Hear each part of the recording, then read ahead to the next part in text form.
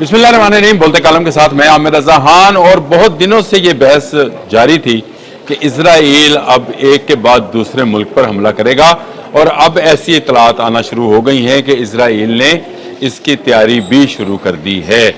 जी हाँ, पाक अरब मुआहदे के बाद बहुत ज़्यादा एक ऐसी कैफियत पैदा हुई जिसमें ये नज़र आ रहा है कि इस्लामी दुनिया जो है धीरे धीरे आहिस्ता आहिस्ता एक होती चली जा रही है। एक तो मैंने इस पर बात करनी है, दूसरी जनब डोनाल्ड ट्रंप के साथ जो मुलाकात है, मुसलमान जो हुक्मरानों की मुलाकात हुई, उसके हवाले से कुछ बात करूंगा। लेकिन अहम मौजू ये भी है कि फ्रांस ने ईरान को धमकी लगा दी है और कहा है कि चंद घंटे बाकी हैं। ये क्या मामला है ये भी देखना है। इसके साथ साथ सबसे पहले जिसका मैंने जिक्र किया कि इजराइल की नज़रें अब किस मुल्क पर हैं, ये एक लंबी बहस थी। कोई इस पर पाकिस्तान का नाम लेता था, कोई सऊदी अरब का, कोई तुर्की का, कोई कतर का, कोई बहरीन का, कुछ ओमान का, कुछ कुवैत का, कुछ लोग इराक का नाम ले रहे थे, कुछ ने मिस्र का जो था क्याफा लगाया, लेकिन ऐसा नहीं हुआ। अब एक ईरानी रिपोर्ट के मुताबिक सहूनी इंटेलिजेंस एजेंसी से हासिल शुदा एक रिपोर्ट में ये कहा गया है कि इजराइली फौजें बड़े पैमाने पर लेबनान में कार्रवाई करना चाहती हैं। जी हाँ, और ये एक ज़मीनी हमला होगा, जिस तरह से गज़ा में उन्होंने ज़मीनी हमले का आगाज़ किया है। इम्कान इस बात का है, ये एक ईरानी जो है ट्विटर अकाउंट है ईरान की तरफ से, जो कि ईरान उर्दू के नाम से है। इसका ट्वीट भी मैं साथ लगा देता हूँ, जिन्होंने ये कहा कि मैं पढ़ के सुना देता हूँ आपको कि सहूनी सिक्योरिटी ज़राए आने वाले हफ्तों में लेबनान पर बड़े पैमाने पर हमले का इम्कान मौजूद है। ये वो चीज़ है जिसको लेकर जो है ये दावा किया गया है कि अगला मुल्क जो है इजराइल की नज़र में लेबनान है। और ये इसकी एक बड़ी वजह ये भी है कि फ़लस्तीन के बहुत सारे महाजरीन जो हैं वो लेबनान में मौजूद हैं। 1948 में जब इजराइल बना था और सहूनियों ने मुसलमानों का नातका बंद किया था, यहाँ से लोग थे निकल कर लेबनान में आबाद हुए, और फिर फ़लस्तीन लिबरेशन ऑर्गेनाइजेशन PLO जिसको बोला जाता है, ये भी लेबनान से ही ऑपरेट होती रही। और फिर उसके बाद 1985 में हिजबुल्लाह बनती है, और हिजबुल्लाह जो है वो इजराइल को खत्ते से निकालने के दर पे थी, यानी हिजबुल्लाह जो थी वो खुल्ला मुकाबला करी थी। ये भी लेबनान के अंदर ही मौजूद लोग हैं। ये एक शिया मलेशिया है, और एक कहा जाता है कि ईरान की इसको सपोर्ट हासिल है। हिजबुल्लाह जो है मुसलसल जो है वो जद्दोजहद अपनी वो जारी रखते हैं, और इजराइल को किसी सूरत मानने को तैयार नहीं हैं। और अब ईरान की तरफ से ही, यानी उस जो अकाउंट्स का मैंने जिक्र किया, वो एक ऐसा अकाउंट है जिस पर आपको ईरान के हवाले से बहुत सारी न्यूज़ जो हैं मिलती हैं। इसी अकाउंट ने जो उनके सुप्रीम कमांडर हैं अली हमनाई से, उनका भी पूरा जारी किया, जिनमें उन्होंने कहा कि हम किसी सूरत आलमी दुनिया के सामने घुटने नहीं टेकेंगे, और हम अपने दिफा का हक महफूज रखते हैं और दिफा के लिए कोशिशें करते रहेंगे। यानी उन्होंने वो धमकियां जो अमेरिका लगाता रहा है कि ईरान जो है वो अपने न्यूक्लियर प्रोग्राम से पीछे हट जाए, तो उन्होंने कहा कि ईरानी हुकूमत एक कदम पीछे नहीं हटेगी। ये सारा मामला चल रहा था। दूसरी तरफ डोनाल्ड ट्रंप जो थे मुसलमान मुल्कों के सरबराहान से, जो कि UN की जनरल असम्बली के इजलास में मौजूद थे, उनसे वो मुलाकात करते हैं, जिसमें ईरान शामिल नहीं होता है। ये बात जहन में रखें। उसमें सऊदी अरब था, कतर था, बहरीन था, मुत्तहिदा अरब अमारात थे, मिस्र था, तुर्की था, पाकिस्तान था, लेकिन ईरान नहीं था।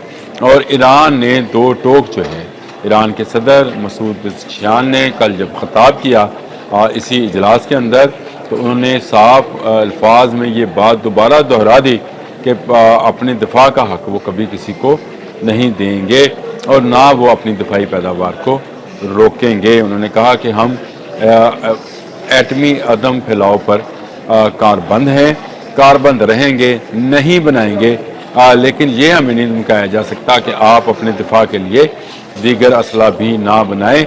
अगर कोई मुल्क हम पर हमला करेगा तो हम उस पर ज़रूर करेंगे। एक बात जो उन्होंने बहुत अच्छी कही, और जिससे हमें ये खुशबू आ रही है कि इस्लामी दुनिया तमाम तर इख्तलाफात भुलाकर एक होने जा रही है, और वो खुशबू ये है कि उन्होंने कहा कि वो पाक, सऊदी, डिफेंस जो पैक्ट है या मुआहदा है उसकी खराज तहसीन पेश करते हैं या उसकी हमायत करते हैं।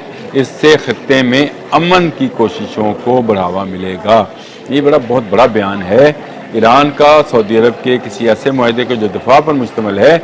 माजी में इन दोनों मुल्कों को आपस में मसल की बुनियाद के ऊपर लड़ाया जाता रहा है और उसमें बहुत सारे दूसरे मुल्कों को भी अंदर भी बहुत सारी मलेशियाज़ और तंजीमें जो हैं वो बनती रही हैं। किसी को सऊदी अरब सपोर्ट कर रहा था, किसी को ईरान सपोर्ट कर रहा था, लेकिन अब ईरान की जानिब से मसूद पज़ेश्कियान का जो कल बयान है अक़वाम मुत्तहिदा में, उसकी रोशनी में देखा जाए तो ये बड़ा बयान है।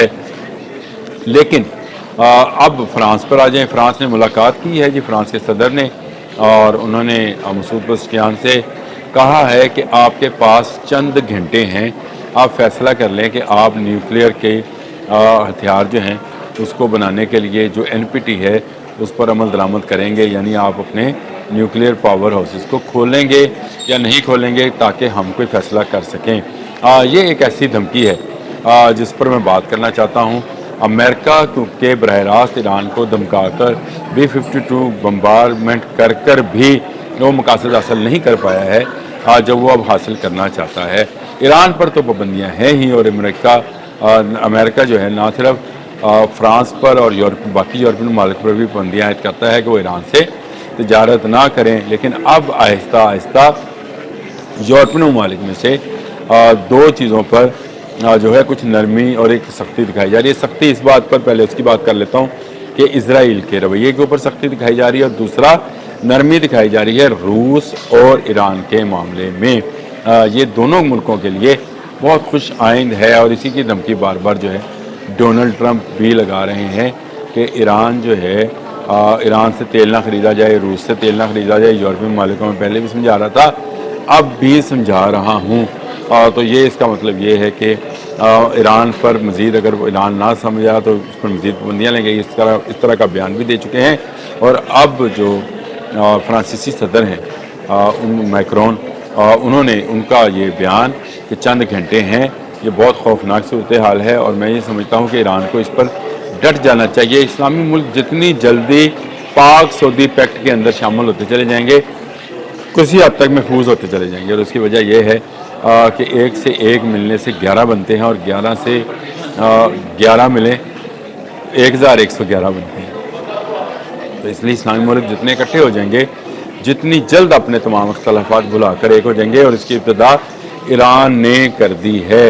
ईरान ना सिर्फ अपनी जो मौक़िफ़ है उस पर आज भी डटा हुआ है, और ईरान के न्यूक्लियर पावर प्लांट्स को उस तरह से नुकसान नहीं पहुँचाया जा सका है जिस तरह से जो है उनको पहुँचाने की अमेरिका ने कोशिश की थी। अब आ जाएँ फिर मैं दोबारा वही बात एंड पे अपने व्लॉग के कि इज़राइल की नज़रें अब लेबनान पर हैं, और वो लेबनान में जो है वो चाहता है कि हिज़्बुल्लाह की जो कार्रवाइयाँ हैं उनको ख़त्म किया जाए।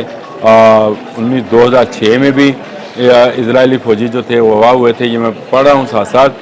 ये जंग 34 दिन तक जारी रही, हज़ारों अफराद हलाक हुए। ये 2006 की बात है। और हालिया कशीदगी में भी 2023 में भी इसराइल और हमास के दरमियान गजा में जंग के बाद हिज़्बुल्लाह और इसराइली फ़ौजी के दरमियान जनूबी लेबनान और शुमाली इसराइल की सरहद पर बार बार झड़पें होती रहती हैं। और अब ईरान की जानिब से ये कहा जा रहा है, यानी ईरान की जानिब से मैं जिस अकाउंट का जिक्र किया था उसकी वाले से बात कर रहा हूँ। ईरान उर्दू की जानिब से ट्वीट किया गया है कि आने वाले चंद हफ्तों में एक ज़मीनी कार्रवाई इसराइल प्लान कर रहा है कि वर्ज लेबनान। ये एक नई जंग का आगाज़ होगा, और इस जंग के आगाज़ से किसी का फ़ायदा होने वाला नहीं है। पाक सऊदी माहदे के बाद जल्द अज जल्द जितने ममालिक इस माहदे में शामिल हो जाएंगे, उसके तहत इज़राइल को अपनी दूरअंदाजियों और अपनी फितना पर्दाजियों से जो है वो निजात यानी उसको रोका जा सकेगा। इसको रोकना बहुत ज़रूरी है। तमाम इस्लामी मुल्क इकट्ठे हो जाएं।